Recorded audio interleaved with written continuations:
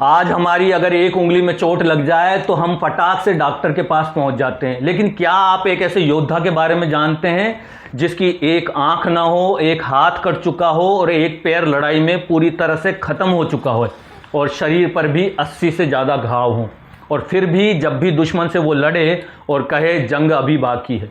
दोस्तों, हम बात कर रहे हैं आज महाराणा सांगा की, जो चलते फिरते युद्ध का मैदान थे।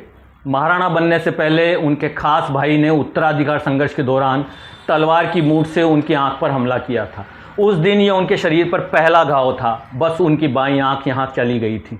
साल 1518 में खातौली के मैदान में राणा सांगा ने दिल्ली के बादशाह इब्राहिम लोदी को जब बुरी तरह से हराया तो यहीं उनका एक हाथ कट गया था और एक पैर भी जख्म हो गया था और हमेशा के लिए वो पैर भी उनका ख़राब हो गया। लेकिन इतनी इंजरीज़ के बाद भी उनका साहस कभी ख़त्म नहीं हुआ। सैकड़ों युद्ध लड़ने वाले सांगा जी के शरीर पर 80 घाव थे। अंग्रेज इतिहासकार जेम्स टोड ने उन्हें फ्रैगमेंट ऑफ सोल्जर यानी सैनिकों का खंडहर कहा। और जब खानवा के मैदान में बाबर की तोपें गूंज रही थी तो राजपूतों के पास सिर्फ तलवार और भाले ही थे। राणा सांगा बेहोश हुए, उन्हें युद्ध से बाहर ले जाया गया। उन्होंने युद्ध का परिणाम पूछा, उसके बाद होश में आते हैं। होश में आते ही वो फिर बाबर का पीछा करते हैं, लेकिन शरीर साथ नहीं दे रहा था और राणा सांगा की कुछ दिनों बाद मृत्यु भी हो गई थी। लेकिन दोस्तों, आज हम छोटी सी तकलीफ़ में अपना मोटिवेशन खो देते हैं।